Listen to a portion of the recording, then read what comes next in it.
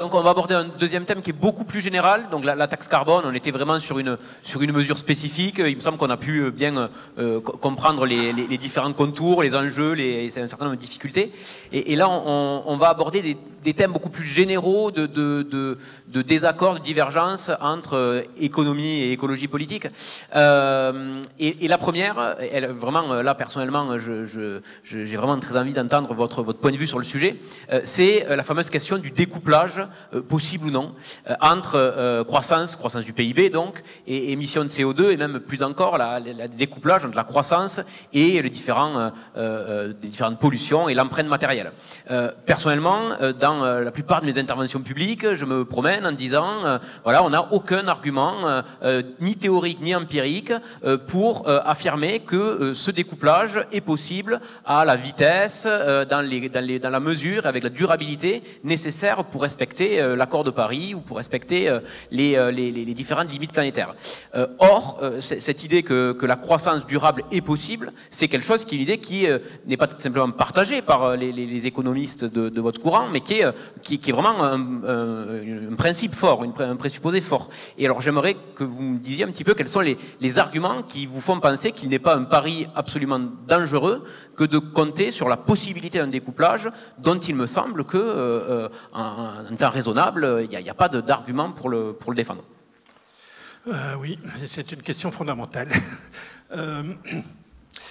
C'est difficile de répondre à ce degré de généralité. Est-ce qu'une taxe carbone a effectivement pour résultat de réduire les émissions de CO2? C'est ça fondamentalement la question. Oui, la question plus générale, c'est vraiment cette question de la croissance, parce que quand on prend les modèles du GIEC, par exemple, du groupe 3 du GIEC, tous les modèles assument une croissance positive. La question c'est pourquoi finalement? Pourquoi est-ce qu'on ne peut pas imaginer des modèles? Pourquoi est-ce qu'on ne peut pas imaginer des mesures qui ne tablent pas sur une croissance positive à long terme, dans la mesure où on se dit que s'il faut, c'est cette croissance-là qui est... alors ça, vous me faites mal quand vous me dites ça, parce que moi je travaille depuis 20 ans dans un modèle avec incertitude, où la croissance économique est un phénomène fondamentalement incertain, avec des événements aléatoires qui vont faire que, parmi mes collègues économistes, j'ai des gens qui réfléchissent sur la stagnation séculaire, le concept de stagnation séculaire qui consiste à dire, en fait, on a vécu 2 siècles absolument extraordinaires, où on a profité d'innovations scientifiques et technologiques qui ont été le moteur de la croissance, avec des révolutions industrielles en succession rapide, la machine de Watt, la sanitation, l'électricité, l'Internet, enfin l'ordinateur, Internet, etc., qui chaque fois ont boosté la croissance économique.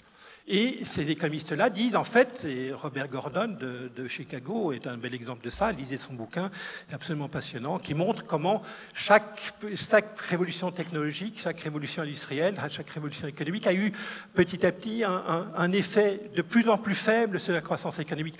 Et l'argument de certains est de dire, en fait, on est arrivé à la fin de l'histoire, on est arrivé avec des connaissances scientifiques qui sont définitives, avec les derniers progrès technologiques qu'on peut tirer des derniers progrès de la science qui sont arrivés à leur terme, et nous avons fini cette séquence de 2 siècles absolument extraordinaire.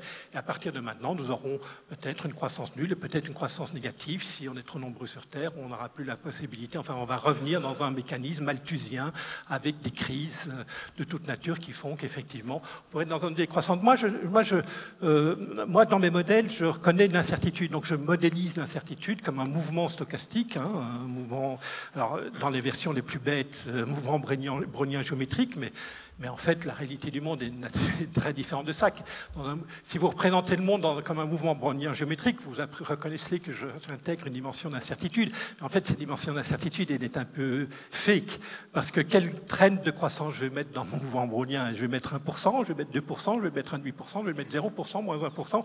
Non, donc il faut aussi que j'intègre une incertitude encore plus profonde que le mouvement brownien, et je fais ça dans mes modèles, et je montre qu'avec mon co-auteur Marty Weitzman, qui est mort il y a 2 ans, qui était professeur à Harvard, on montre qu'en fait, et c'est ça où je vous rejoins, et c'est ça où je voudrais que les choses soient bien comprises, mais ce n'est pas vraiment le sujet ce soir de la discussion, il faut, pour réfléchir de façon optimale devant l'incertitude, il faut intégrer les événements extrêmes. Il faut tenir compte, même si ces événements extrêmes sont de faibles probabilités, on peut discuter de la probabilité de catastrophes économiques dans les décennies à venir, mais même, peu importe, le seul fait qu'il existe un scénario l'évolution de l'être humain sur cette planète, de l'évolution de notre civilisation sur cette planète, un scénario catastrophe avec une perte très importante de connaissances scientifiques, de niveau de consommation, etc. Le fait de cette possibilité doit nous inciter à avoir un sens des responsabilités envers les générations futures qui est beaucoup plus important que si on faisait une hypothèse sans incertitude, même avec un bon lien. Le fait que ça soit possible, le fait qu'il y a un risque, c'est une espèce de principe de précaution que je présente. Je me permets de vous interrompre là-dessus parce que c'est vraiment un point que j'ai pas du tout compris lorsque vous l'avez dit, et là j'ai l'impression que vous le réévoquez. Je vous ai vu le dire dans votre leçon inaugurale au Collège de France. Vous disiez la plus grande menace qui pèse sur l'humanité aujourd'hui, c'est pas le changement climatique, c'est la stagnation pluriséculaire. Et alors là, je dois vous dire que pour beaucoup d'entre nous, c'est une formulation qui paraît... j'ai du mal à accepter ça. Il me semble que la catastrophe climatique, dans la mesure où c'est une menace existentielle, déjà ça se compare pas, il n'y a pas pire, voilà. Et par ailleurs, dire qu'une stagnation pluriséculaire serait catastrophique, on a aussi le sentiment que c'est nier toute une histoire de l'humanité où des gens ont été heureux par ailleurs sans croissance. C'est aussi voilà, il y a toutes ces questions-là qui se posent avec une telle phrase. Et j'ai l'impression que c'est ça où vous faites référence. Alors en fait, quand même, entre nous, peu importe l'origine de l'incertitude, le fait qu'il y ait une incertitude importante nous force à réfléchir à nos responsabilités envers les générations futures qui, au contraire que ce que la science économique a inculqué à ses étudiants pendant des générations, que les générations futures seront plus riches que nous, donc on ne doit pas trop s'inquiéter de leur destin parce qu'ils seront plus riches, alors qu'ils se débrouilleront avec le changement climatique, ils vivront peut-être sur notre planète. Le fait qu'il y ait une incertitude sur la plausibilité de ce scénario nous oblige à avoir et c'est pour ça que dans mon livre en 2018, j'étais plutôt pour un prix du carbone autour de 60, en ayant mieux réalisé ces problématiques de risque extrême, je suis plutôt aujourd'hui, et je milite, et vous l'avez vu dans ma leçon inaugurale au Collège de France l'an dernier, je milite pour un prix du carbone aujourd'hui autour de 170 € la tonne de CO2. Et c'est largement supérieur à ce que la plupart des économistes ont pensé jusqu'à récemment. Et je voudrais juste vous dire, depuis 3 mois, je suis soutenu par Environmental Protection Agency, qui, je vous l'ai dit tout à l'heure, soutient aujourd'hui un prix du carbone à 190 $ la tonne de CO2. Mais du coup, on est d'accord qu'à choisir entre une stagnation pluriséculaire et plus 5 degrés de réchauffement climatique, il vaut mieux prendre la stagnation. À 5 degrés, vous aurez la stagnation. Oui, par ailleurs, l'avantage, c'est ça. D'accord. On est d'accord. Dernière question, cette question de croissance, de découplage, parce qu'on l'a quand même contourné. Du coup, qu'est-ce que vous pensez des politiques publiques ou des annonces gouvernementales qui visent à stimuler la croissance, à permettre la relance de la croissance, si on acte que, quand on croit, par ailleurs, on émet du CO2 ou on détruit?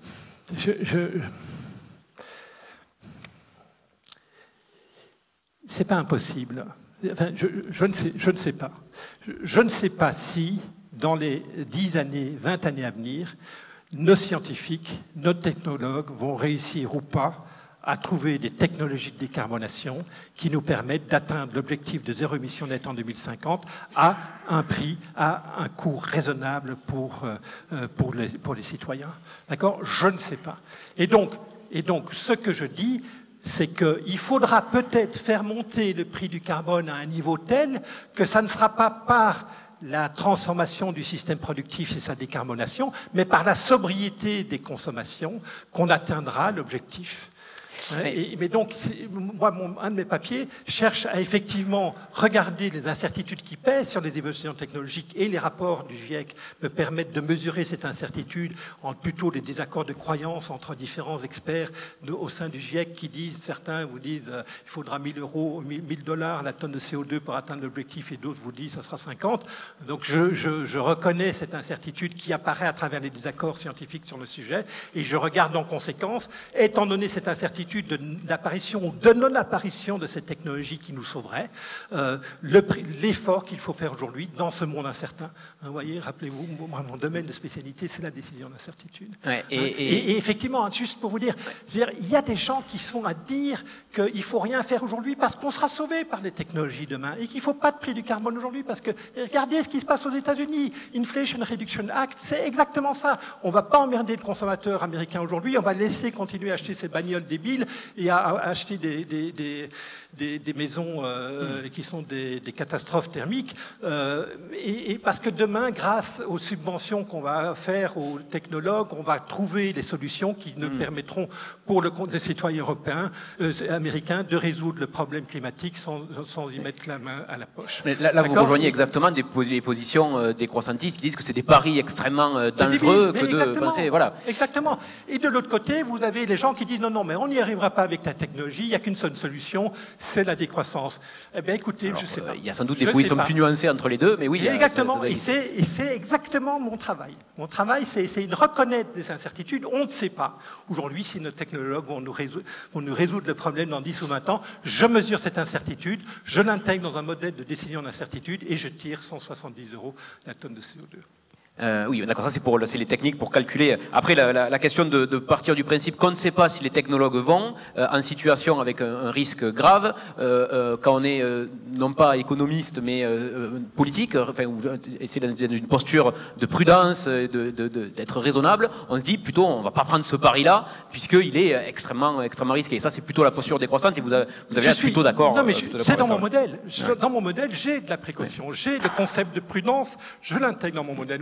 Mon modèle a une dimension d'aversion au risque, d'aversion aux inégalités, d'aversion et de précaution. Okay. Donc j'intègre ça. Ce n'est pas un modèle où j'essaie de maximiser une espérance de dommages moyens. Pas du tout ça. J'intègre la dimension événement extrême. J'ai expliqué. Oui. Donc c'est dans mon modèle. Donc voilà. Mais donc évidemment. Oui, c'est pour ça il y a les modèles et il y a les décisions politiques dans le monde. C'était ça que je voulais dire. C'était dire une fois qu'on a intégré au modèle ça, qu'est-ce qu'on dit aux décideurs qui viennent me demander si est-ce que c'est une bonne idée d'essayer de faire une loi pour la croissance verte. Voilà, c'est ça la question. Et on lui répond on ne sait pas si les technologues vont arriver à découpler magiquement, ou on lui répond non, ça c'est risqué. Ah, non. Mon processus conduit à une décision. Oui, j'ai bien compris. Non, mais quand je dis 160 € ou 170 € la tonne de CO2, je dis il faut aujourd'hui, en 2023, réaliser tous les efforts de réduction des émissions de CO2 qui coûtent moins que 170 € la tonne de CO2. Et ça implique des tas de choses sur les véhicules électriques, la décarbonation de l'acier, la réduction des vols aériens, etc. Okay. Parce que j'ai une dimension où je regarde secteur par secteur, action par action, le coût par tonne de CO2 qui permet de couvrir l'ensemble de la problématique. D'une part, je donne une valeur à l'effort de réduction, je compare cette valeur au coût des actions et je regarde les actions, ce qui me permet de repérer les actions qui ont un coût sociétal inférieur à la valeur sociétale des efforts de réduction d'émissions de CO2. Donc, je peux aider, je veux dire, je suis en contact avec les entreprises, avec le gouvernement, avec le ministère de l'écologie pour dire non mais faites pas ça, faites ça, étant donné les informations qu'on a sur les coûts, voilà où il faut investir aujourd'hui. Ok. Alors, on essaie d'avancer. La deuxième question, je pense qu'elle va être réglée beaucoup plus rapidement. On a l'impression à lire, et vous l'avez évoqué, certains modèles économistes ou à écouter certains économistes, que parfois dépasser les 2 degrés de réchauffement climatique, ça pourrait être presque préférable à ne pas les dépasser, à condition d'être plus riche, d'avoir qu'il y aurait un optimum. Alors je sais pas, les modèles de Nordhaus, je crois, proposent des optimums autour de 4-5 degrés, 3, je sais plus. Qu'est-ce que vous en pensez de ça? Parce que pour nous, évidemment, les 2 degrés, c'est radicalement une contrainte à la fois biogéochimique et éthique, quelque chose qui ne peut pas être dépassé, quoi. Est-ce que, du coup, les économistes et vous pensez que, dans l'absolu, on peut quand même dépasser, si on est riche, ça va? Alors effectivement, le prix Nobel d'économie William Nordhaus 2018 a longtemps eu une position. Finalement, il a commencé à travailler dans les années 80 sur le sujet du changement climatique. Il a construit un modèle qui combinait des modules de dynamique climatique avec des modules de dynamique économique et regardé comment on pouvait imaginer une politique dynamique de réduction des émissions de CO2 dans le monde. Et effectivement, comme il valorisait pas beaucoup l'avenir, en fait, vous savez que dans le monde réel, les bénéfices qui sont éloignés dans le temps, ils ont moins de valeur que les bénéfices immédiats. Ça, c'est parce que l'être humain a une préférence pour le présent. Tapez test du marshmallow sur Internet et vous verrez bien la problématique de l'impatience de la consommation des gens. Mais aussi parce qu'à nouveau, dans cette dimension où, dans le modèle de Nordos, il y a une hypothèse de croissance de 2% par an du PIB. Eh bien, ça veut dire qu'avec 2% de croissance, on ne valorise pas beaucoup. On n'a pas besoin de valoriser beaucoup les bénéfices de nos efforts aujourd'hui, parce que de toute façon, les générations futures seront beaucoup plus aisées à traiter le sujet du changement climatique. Et donc, effectivement, Nordos, il conduit à une solution avec des prix du carbone qui sont extrêmement réduits. Juste pour que je comprenne bien, ça veut dire que dans un modèle pareil, on se dit qu'en étant très très riche, si le Gulf Stream ralentit, on peut régler le problème. Voilà, donc dans le modèle Nordos...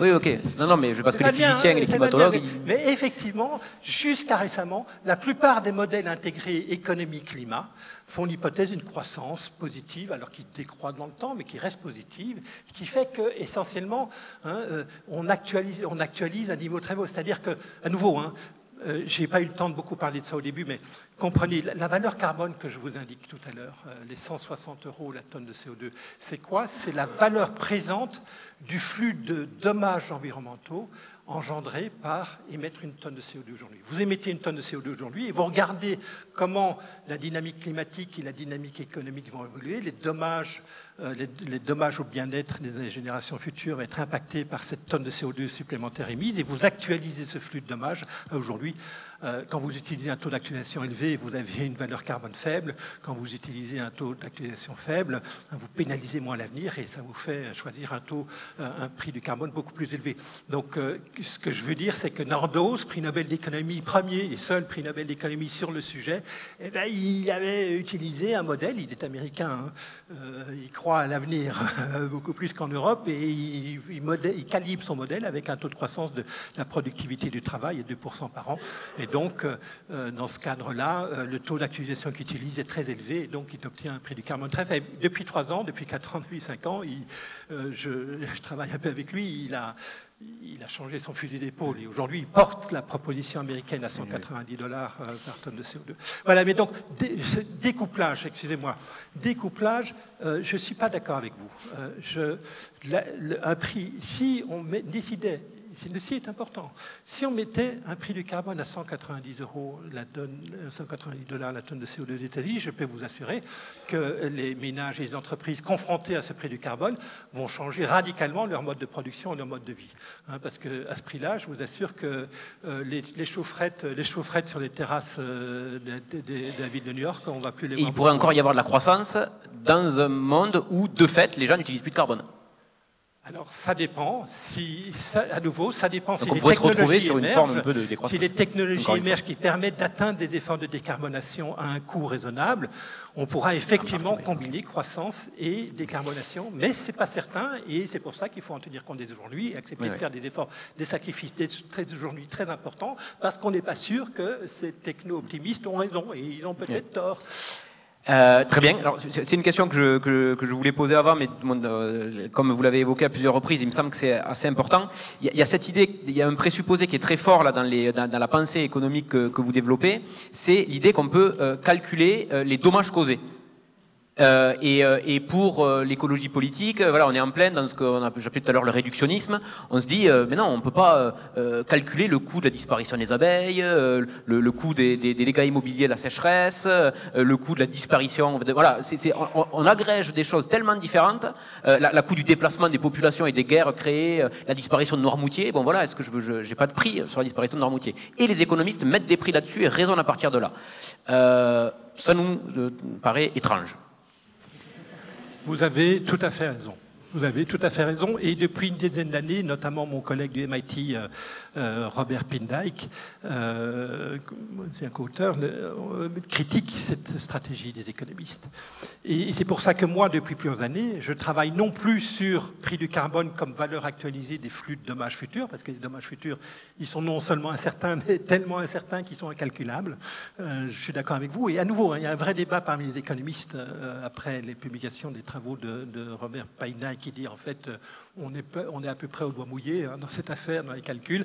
C'est pour ça que moi, depuis plusieurs années, je travaille sur non plus la valeur carbone comme la valeur marginale du dommage, mais actualisée, mais valeur carbone comme prix du carbone qui nous permettrait d'atteindre l'objectif de 2 degrés Celsius. D'accord ? Donc ici, comme vous l'avez dit tout à l'heure, les économistes ne sont pas fétichistes et cherchent à choisir la solution de premier rang où on va équilibrer le coût marginal et le bénéfice marginal. Et ça nous mène à 3 degrés, selon les travaux de Nordos, parce que le prix du carbone est trop faible. C'est une stratégie de recherche qui est en train d'échouer, en fait. Et aujourd'hui, les économistes, comme moi, on travaille non plus sur cette stratégie-là, mais sur une stratégie qui consiste à se dire quel prix du carbone en 2030, rappelez-vous, en Europe, on veut atteindre une réduction d'émissions de CO2 de 55% par rapport à 1990. Quel est le prix du carbone nécessaire en 2029, enfin 2028, 2029, 2030 pour faire en sorte qu'effectivement en 2030, on soit à moins 55%. Vous voyez, donc là, on n'est plus du tout sur une problématique de mesure des dommages, on est sur une problématique de, au fond, quel est le prix nécessaire pour inciter l'ensemble des acteurs à faire des efforts qui nous permettent d'atteindre cet objectif collectif. Et ça, c'est à la fois c'est réductionniste, à la fois c'est plus simple. Ouais. Mais ça pose la question de quelles technologies seront disponibles en 2030. C'est intéressant que vous me disiez que les économistes se rendent compte de la limite de cette pensée-là. Parce que quand on fait des erreurs, on sait le reconnaître. Parce qu'elle a eu des effets concrets, matériels dans le monde. Elle est à l'origine des mécanismes de compensation, de tout un ensemble de produits financiers qui ont trait à la compensation biodiversité, même si je sais que c'est pas votre domaine. Donc c'est quand même, il faut mesurer le lien entre de la théorie ici qui se permet de se tromper et les effets matériels, politiques qu'elle peut avoir dans le monde. Et de ce point de vue-là, et enfin, je pense que c'est également un sujet de critique historique aussi de l'écologie politique, disant attention, chers économistes, les discours que vous tenez sont utilisés pour mettre en place des mécanismes qui posent des problèmes. Et alors, sur les compensations, alors là, on est tout à fait d'accord, quoi. C'est des mécanismes de compensation à des prix qui sont ahurissants, quoi, de faiblesse. C'est absurde, quoi. Il faut le plus vite possible arrêter ce truc-là. Les économistes soutiennent. Je ne pense pas que les économistes aujourd'hui soutiennent les mécanismes de compensation. Ils soutiennent des mécanismes réels, ou de permis d'émission, où on mesure les émissions et les réductions des émissions de chaque acteur, et on incite à faire ces réductions de façon complètement formelle. Les compensations, c'est des trucs où c'est mal mesuré, il y a des tas de triple ou de quadruple comptage des réductions, et puis il y a un problème d'additivité. Enfin, les économistes depuis longtemps ont mis le doigt sur le fait que c'était notamment ce Clean Development Mechanism qui existait dans Kyoto, dans le protocole de Kyoto.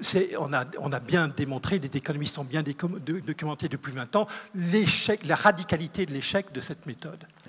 Ok, merci.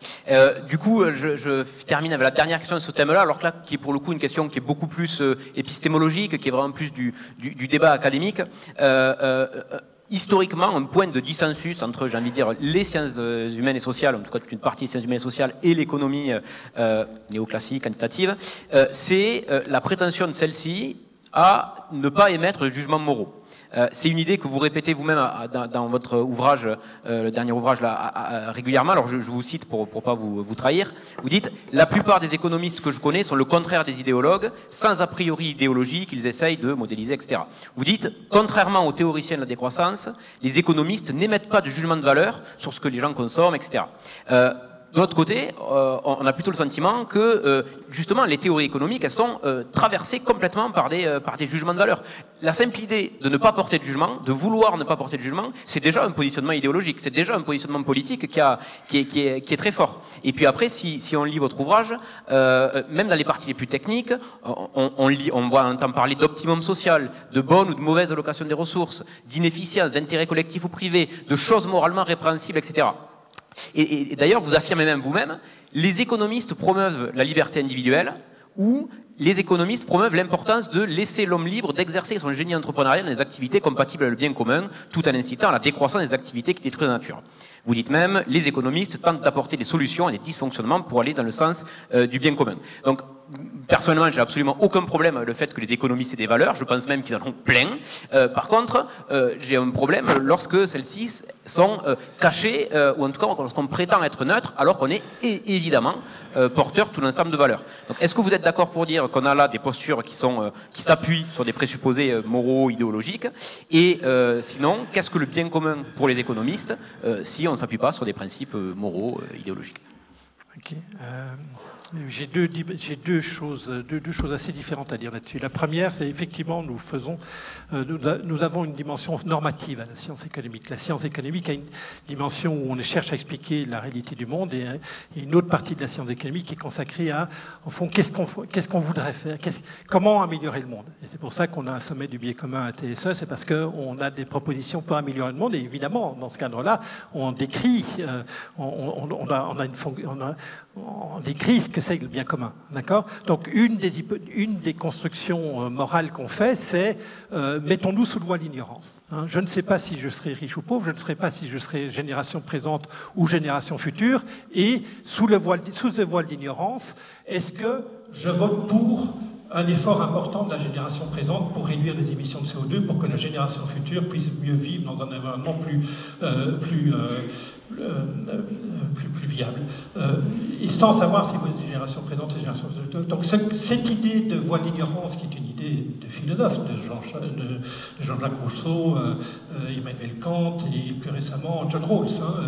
Donc ça, c'est une hypothèse. Pour construire une représentation de ce que c'est le bien commun, on se met sous le voile d'ignorance. Première dimension. Deuxième dimension, on reconnaît une aversion aux inégalités. On a un désir collectif de vivre dans une société moins inégalitaire. Est-ce qu'on est prêt à abandonner toute idée de prospérité collective pour atteindre un monde totalement égalitaire?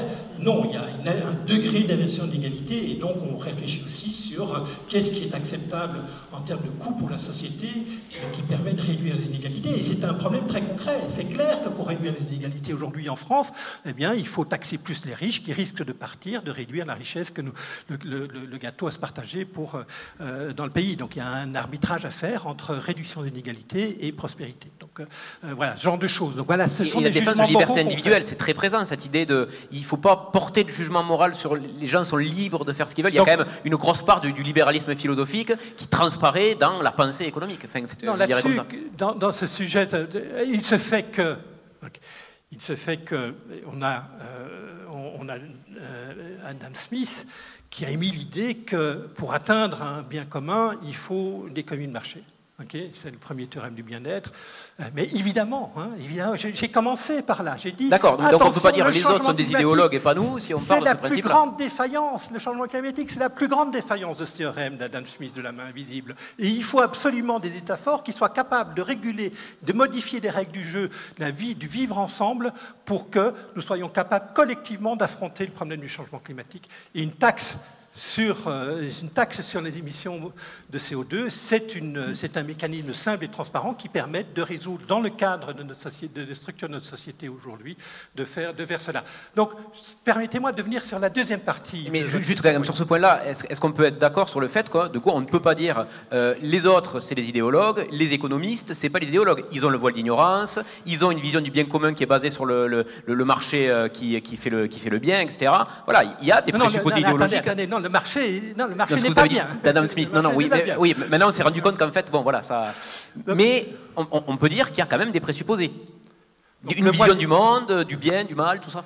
Le voile d'ignorance, l'aversion de l'inégalité, je pense qu'on peut se mettre d'accord là-dessus. Oui, c'est des présupposés, mais je pense qu'on est à peu près tous d'accord sur le fait on désire vivre dans une société moins inégalitaire. C'est un jugement moral, mais c'est un jugement moral qui, je pense, est porté par la société. Allez, voilà, vous avez tout le danger là. Voilà, non, justement, c'est pour donc, du coup, le deuxième point. Votre deuxième point. C'est par rapport, par rapport à la solution. Alors, vous voyez, j'ai un problème avec les décroissantistes, la théorie de la décroissance, c'est parce que je ne parviens pas, malgré mes lectures, je ne parviens pas à trouver un document qui me décrit le fonctionnement de la société dans ce monde en décroissance. C'est-à-dire comment vous allez faire comment vous allez faire pour, dans un monde où la fin du mois est importante, où, comme on l'a vu depuis des mois et des années, en France en particulier, dans les manifestations de rue, que les problématiques de pouvoir d'achat sont des problématiques de premier ordre, comment vous allez inciter les gens à dire aujourd'hui on va vivre dans une société et votre pouvoir d'achat va être divisé par je ne sais pas combien. D'accord? Donc ça, je crois que la solution des décroissantistes, c'est par des interdictions, par des réductions des libertés. Et je vais prendre l'exemple de la taxe carbone aussi, hein, de fait. Mais non, la taxe carbone, elle va laisser... Je vais vous donner un exemple. Hein. Les vols domestiques. Voilà. Il y a des gens qui vivent... Il y a des grands-parents qui vivent très loin de leurs enfants et de leurs petits-enfants. D'accord ? Il y en a d'autres qui, les enfants, vivent au fond du jardin. D'accord ? Comment vous allez décider qui a droit à quel vol? D'accord? Et si vous voulez, moi, il y a 20 ans, mon père, je suis belge, mon père est mort par un accident chirurgical un beau soir, il y a 20 ans, et en fait, il a survécu quelques dizaines d'heures. J'ai eu le temps de prendre un avion Toulouse-Lille, et mon frère est venu me chercher à l'aéroport de Lille pour me conduire à l'hôpital à Bruxelles pour que je puisse rencontrer mon père avant qu'il meure. D'accord? Ça, je trouve que c'est un vol qui est désirable, qui crée de la valeur sociale. Je suis absolument d'accord avec le fait... Vous allez pouvoir dire, ce vol-là, il est autorisé, mais le vol d'à côté, il n'est pas autorisé. C'est ce que vous venez de faire. La valeur carbone, elle va faire ça. Le prix du carbone, elle va faire ça. Pour les décroissants, et pour mon point de vue, c'est ce que vous venez de faire. Vous venez de dire, on peut se mettre d'accord pour dire qu'il y a certaines activités qui sont plus essentielles que d'autres. Et quand même, je veux bien et ça c'est un classique du débat entre décroissantistes et économistes, je veux bien qu'on dise attention, qui va décider d'eux, mais faisant cela, on oublie que nos sociétés sont des tissus de lois, de règles, d'interdictions. Il y a plein de trucs, on se met ensemble, ça s'appelle la démocratie ou le dialogue ou ce que vous voulez, et on dit ben ça on a le droit, ça on n'a pas le droit. Des lois, il y en a plein. Pourquoi ça fait peur tout d'un coup quand il s'agit d'interdire les jets privés? Mais voyez que la taxe carbone, si vous mettez la taxe carbone au niveau du dommage engendré par le CO2 que vous émettez, vous faites en sorte que l'individu lui-même est obligé d'intégrer la dimension environnementale comme s'il était la victime de cette pollution plutôt que le voisin ou le Vietnamien, que sais-je. Hein? Donc il est incité à intégrer, comprenez ça, il est incité à intégrer la dimension collective de son action privée. D'accord? Et donc, il va prendre... moi, j'en ai ras-le-bol de prendre l'avion. Je prends de plus en plus de trains et je viens ici en vélo électrique et j'ai 40 km à faire par jour. Je ne prends plus ma voiture depuis 1 an et demi. Non, depuis 1 an, excusez-moi. Depuis la guerre en Ukraine. Parce que, je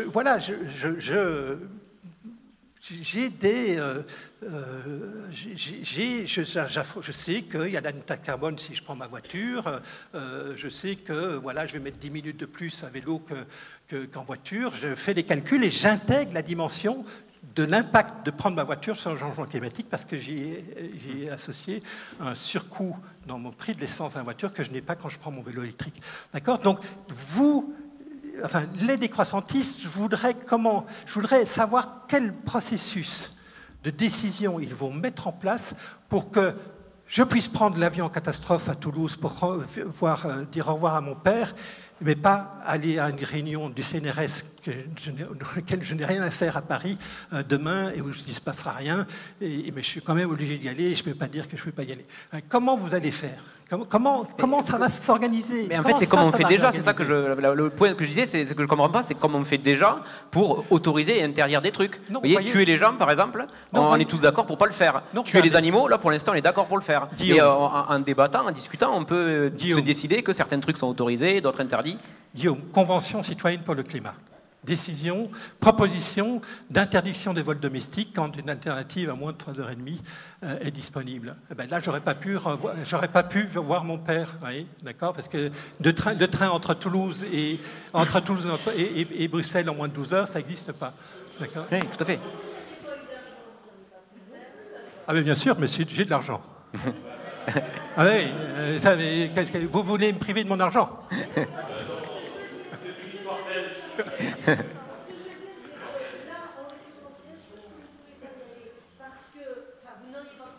Si vous n'aviez pas eu l'autorisation de prendre un avion pour ça. Mais si vous n'avez pas d'argent, les gens qui n'ont pas d'argent, ben, ils ne font pas non plus. Donc ce que je veux dire, c'est que des choses on en fait, puis d'autres on n'en fait pas. Oui, bien sûr.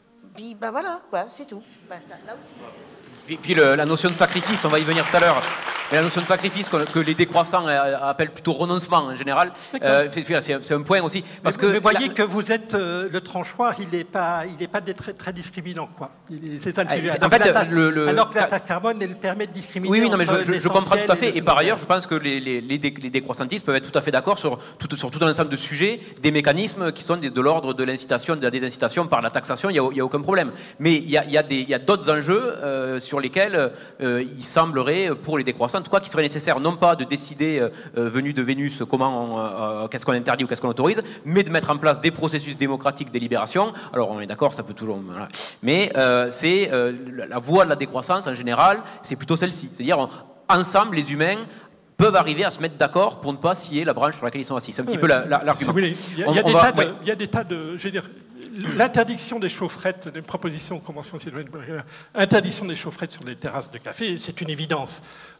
Sortir du charbon pour produire de l'électricité en Europe, c'est une évidence qu'on aurait dû avoir depuis 10 ans. On devrait interdire, on n'a pas besoin de marché de permis. Il faut interdire l'utilisation du charbon en Europe. Alors, effectivement, avec la guerre en Ukraine, on a un petit problème à court terme, mais évidemment que le charbon, étant donné les coûts écologiques du charbon, et les bénéfices de la suppression du charbon, parce que ça émet, pour produire 1 kWh avec du charbon, vous émettez 2 fois plus de CO2 que, vous n'avez pas aimé, le substitut le plus proche, c'est le gaz naturel. Le gaz naturel, pour produire des kilowattheures, émet 2 fois moins de CO2 par kilowattheure produit. Eh bien, on ne le fait pas en Europe, et c'est complètement dingue. Alors, on va ouvrir le débat, et je crois qu'il y avait une remarque juste là, sur un rebond sur la dernière question, et après je vous donne la parole. Oui. Oui, alors là, j'ai cru comprendre que vous étiez par exemple pour l'interdiction du charbon parce que voilà pour l'intégration de l'effet CO2, mais par exemple pour le gaz parce que ça émettrait beaucoup moins. Mais ça en fait c'est pas mal discuté par les géologues, notamment parce que pour l'instant avec les infrastructures données, par exemple pour le gaz liquéfié et pour d'autres, il y a beaucoup de fuites de méthane qui font un impact sur le climat qui sera très fort. Donc elles sont parfois pas comptées par les industriels qui vont dire non, regardez, si on ignore ces fuites, on a une très faible émission de CO2. En fait, si on les prend en compte, avec les estimations qu'on a, on est sur du gaz qui émet presque autant de CO2 que le charbon. Donc en fait, il faudrait absolument interdire maintenant ou le réguler très fortement tant qu'on n'a pas ces technologies de contrôle des fuites. Et on ne sait pas quand est-ce qu'on les aura. Donc ça pose des questions quand même là. Merci pour l'information. Oui. Effectivement, je sais que le gaz naturel a une problématique de méthane et qu'il y a eu probablement une large sous-estimation des émissions de méthane par les puits de production de gaz naturel depuis un certain nombre d'années. Et maintenant, grâce aux satellites, on est capable de beaucoup mieux observer ces fuites de méthane qui sont, vous le savez, le méthane étant un gaz à effet de serre qui est beaucoup plus puissant mais qui est beaucoup plus aussi à courte durée de vie. Ouais. Mon commentaire va quasiment dans le même sens. Vous avez dit dès le début que vous avez des problèmes à modéliser les effets sur la biodiversité. Et on est sur un paquet d'effets cliqués qui sont difficiles à modéliser. Par exemple, les baleines, certains économistes ont mis un chiffre à la baleine comme puits de carbone. Alors bien sûr, il y a plein d'hypothèses, mais elle a une valeur, cette biodiversité. Quand vous parlez de ne pas interdire le financement des créations de nouveaux oléoducs, compter 100% sur la taxe carbone, on ignore les effets de destruction des écosystèmes de l'oléoduc qui passent dans plein de pays africains. Donc ce que je veux juste dire, c'est qu'on dirait que vous êtes d'un côté, alors je suis un peu provocante, mais vous croyez dur comme fer à votre modèle, et de l'autre côté, il a des failles évidentes, ce modèle. Et il y a des effets cliqués sur la fin des ressources naturelles. Quand on n'en aura plus, on n'en aura plus. Donc imaginez un PIB qui augmente, même si c'est de 0,1, quand il n'y a plus, il n'y a plus. Merci, oui, vous avez tout à fait raison. Je vais répéter ce que j'ai dit trop brièvement tout à l'heure. La problématique du changement climatique est un des défis environnementaux auxquels nous sommes confrontés. Il y en a bien d'autres. La fin d'un certain nombre de ressources naturelles qui sont vitales pour notre fonctionnement de société aujourd'hui, et on a un certain nombre d'exemples. La biodiversité est un autre exemple. La problématique de la ressource en eau est encore un autre exemple. Tout ça nécessite des politiques complémentaires. La taxe carbone ne résout absolument pas le problème de la biodiversité, ne résout absolument pas la problématique de la finitude ressources naturelles critiques pour notre société. Il faut intégrer aussi ces autres dimensions. Il faut des politiques spécifiques qui vont compléter la taxe carbone. Et à nouveau, je pense que la solution de la taxe carbone est une bonne solution. Elle doit être complétée par d'autres choses. Je vous donne juste un exemple. Je pense, contrairement à vous, monsieur, que la densification des villes est un élément indispensable. Ah, bon, pardon, non, je vous ai mal compris. Alors, je vous ai...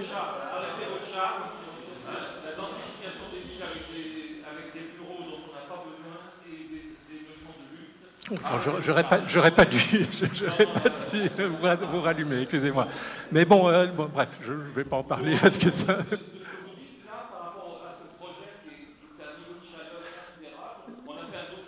Non, mais En fait, j'ai regardé un peu l'organigramme. C'est un réseau de business zéro. Vous parlez que de Chicago, de New York. C'est un lobby. Là. Et je me demande combien ça coûte à Toulouse. Combien la municipalité de Toulouse met sur le... Excusez-moi, je ne connais rien à votre sujet, donc je ne vais pas intervenir. Alors là, c'est vraiment stupide. Bonjour. Je permets de dire que les citadins émettent moins de CO2 par habitant que les ruraux. Voilà. Bonjour. Sidney Thomas, je suis en master éco-ingénierie que je vous invite fortement à faire pour améliorer la systémie et les biais de votre modèle.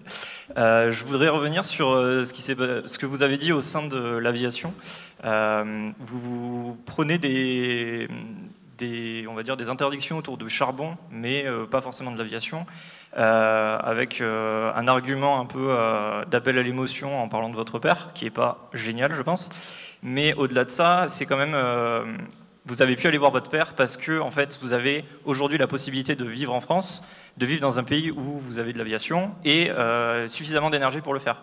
Quand demain, il n'y aura plus de pétrole, comment vous faites pour aller voir votre père? Vous ne pouvez pas. En fait, la question, elle se pose aujourd'hui parce qu'on a la capacité de le faire. Mais elle se posera, elle ne s'est pas posée pendant ces centaines d'années et elle ne se posera pas pendant énormément de temps. Donc aujourd'hui, c'est plus comment est-ce qu'on arrive à faire accepter aux gens que... Enfin, même pas aux gens. Comment on arrive à faire accepter aux 10% des plus riches de la population qu'il y a une partie des choses qui vont bouger? Parce qu'il y a aussi ce côté de l'aviation, ça reste quand même 10% de la population qui va pouvoir prendre l'avion. Donc, pourquoi est-ce qu'on ne pourrait pas l'interdire? Je pense que vous voyez l'interdiction du charbon comme normale aujourd'hui. Vous aurez peut-être un fils spirituel dans 10 ans qui pensera qu'on aurait dû arrêter l'avion à un moment donné. Vous émettez un jugement parce que vous en avez besoin, mais... Attendez, non, je ne suis pas tout à fait d'accord avec vous. D'abord, si vous regardez le rapport mix électrique français du RTE publié l'année dernière, on a des solutions il semble qu'on ait. Alors, il y a des hypothèses dans ces modèles de réseau de transport d'électricité, RTE. Regardez-le, c'est 1000 pages, c'est un peu compliqué à lire, mais il semblerait qu'on puisse atteindre l'objectif zéro émission nette d'un mix électrique français en 2050 avec une augmentation du coût de production d'électricité de seulement 20%. Donc, on a... Pour le charbon, la suppression du charbon, on a des solutions technologiques. Aujourd'hui, on n'a pas de solution technologique sur l'avion. Une tonne de kérosène, c'est 600 €. Si vous voulez du kérosène synthétique produit avec de l'hydrogène bleu et de l'électricité verte, vous êtes à 3000 € la tonne de kérosène synthétique. Et donc, c'est évidemment imaginable. Si on ne parvient pas à résoudre ce problème-là, vous avez raison, on n'aura plus d'avion. On n'aura plus d'avion. La seule solution que vous voyez, c'est forcément une solution technologique. Alors qu'en réalité, vous voyez... Non, plus d'avion, ça veut dire qu'il n'y aura plus d'avion parce que les gens ne pourront plus prendre l'avion. Soit parce qu'on interdira l'avion, et vous avez raison, soit parce que la taxe carbone sera à un niveau qui fera que les gens ne pourront plus prendre l'avion. Et moi, je le répète, je suis partisan d'une taxe carbone sur le kérosène qui est peut-être 10 fois, 100 fois supérieure à la taxe carbone qui est payée par vous à la pompe à essence parce que ce kérosène, il est essentiellement consommé par des gens qui sont ultra riches. Enfin, qui sont très riches. Sur ce thème-là, oui, bonjour. D'abord, je suis très content que Nardhaus se rende compte qu'il soit trompé. J'espère qu'on lui enlèvera le prix Nobel. On ne retire pas, hélas. Dommage. C'est quand même été un très mauvais message. Ça a été énormément critiqué en 2018 par les économistes. Hein. Ça a été limite. Hein. Le message était catastrophique, quoi, franchement. Et puis il avait critiqué Meadows il y a 50 ans, quoi. Il a remis ça, bref. Bon, c'est pas ma question. Ma question est, enfin, ou ma remarque concernant votre notion importante dans vos raisonnements, c'est l'incertitude. Et c'est crucial, vous l'avez expliqué, etc. Mais j'ai l'impression que certaines choses... Comment vous évaluez l'incertitude? Alors, moi, je suis ingénieur. Par exemple, je sais qu'il y a des choses qui ne sont pas incertaines. Voilà. Second principe de thermodynamique, c'est pas une certitude, ça existe. Voilà. Le pic pétrolier, ça existe. Peut-être une incertitude de 5 ans ou 10 ans sur la date, mais guère plus. L'avion hydrogène, c'est pas une certitude. Enfin, ça n'arrivera pas. Je pense qu'il y a suffisamment de gens ici pour le savoir, ou à Airbus, etc. Donc il y a des gens voilà. Donc, notamment nous, ingénieurs, enfin, on sait plus ou moins là. Donc, comment vous évaluez les incertitudes et quels sont vos moyens, quelque part, prospectifs, pour savoir ça c'est crédible, telle technologie est crédible ou pas?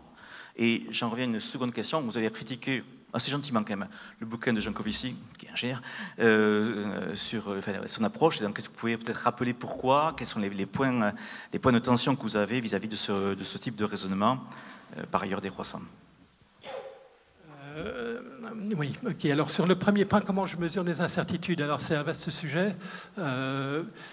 Sur la dimension prise en compte du très long terme, des dommages environnementaux, etc., on est dans des dimensions 1 siècle à 2 siècles. Comment évaluer la prospérité économique de la planète dans 1 siècle ou 2 siècles? Je pense qu'il n'y a aucun modèle économique qui puisse, de près ou de loin, calibrer ou quantifier ce genre de choses. Hein, d'accord? Donc, moi, je suis plutôt en une attitude démocratique, c'est-à-dire que pour discuter ensemble du sens de nos responsabilités envers les générations futures, on a besoin aussi de discuter de nos croyances sur à quoi ressemblera notre civilisation dans 1 siècle, dans 2 siècles, dans 1 millénaire sur cette planète. Et si on n'est pas capable de le faire, je ne vois pas beaucoup de sens, je ne vois pas de capacité à discuter sur quelles sont nos responsabilités envers les générations futures, si on n'est pas prêt à se mettre d'accord sur une représentation sans doute probabilisée de à quoi pourrait ressembler l'humanité dans 1 siècle ou 2. Voilà, donc ça c'est un premier point, donc je suis modeste là-dessus, je reconnais. Sur les technologies, sur l'aspect évolution des technologies et plausibilité d'émergence de technologies, je ne sais pas, fusion, vous avez parlé je peux parler de la fusion nucléaire aussi, pourquoi pas.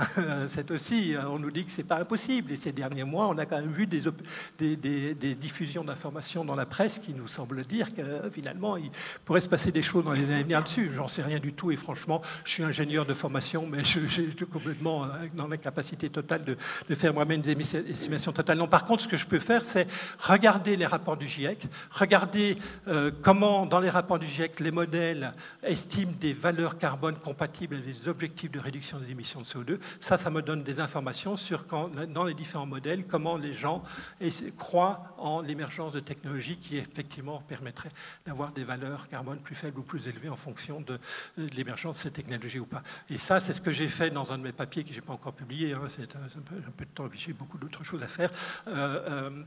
C'est une manière, cette représentation des points de vue dans différents modèles est une manière de calibrer une incertitude. Mais je suis tout à fait d'accord que c'est prospectif. Oui, bonjour. Je vous remercie pour vos explications. Je voudrais savoir si dans les modèles qui sont conçus en économie, ils intègrent aussi la question de la valeur absolue. Et c'est vrai que la dernière question porte sur les biens communs, mais elle aurait pu porter sur les communs.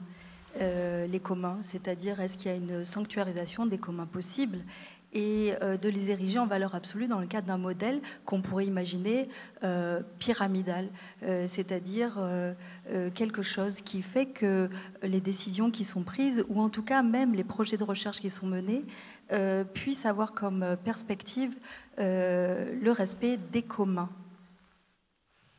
Alors, un commun qui n'est pas utilisé, qui n'a pas d'usage, n'a pas d'intérêt. Donc la question, c'est comment gérer ces communs de façon collective et de façon morale. Donc ça, c'est... oui, les modèles intègrent cette problématique-là. Maintenant, effectivement, est-ce que dans nos modèles qu'on utilise, les résultats qu'on propose, est-ce que ces communs sont préservés? Est-ce que avec les recommandations de gestion que les économistes proposent, est-ce qu'on parvient à préserver le niveau de ces écosystèmes? Je ne sais pas quel type de commun vous avez en tête, moi je pense aux écosystèmes, donc on peut si vous mettez une valeur suffisamment importante à l'usage de ces communs, vous allez avoir une volonté du système à préserver ce commun. Et si vous faites les choses comme on fait pour l'eau actuellement dans nos pays où cette valeur, ce bien commun n'a pas de prix, en fait il est gratuit, il est surconsommé. Donc s'il faut mettre des valeurs suffisamment importantes sur ces communs pour s'assurer qu'ils soient préservés dans le système. Donc ça, oui, c'est une problématique fondamentalement économique. Maintenant, est-ce que dans les modèles économiques, vous serez content de la manière dont on traite ça? On peut regarder ça ensemble. Merci. Alors, sur le timing, il est approximativement l'heure.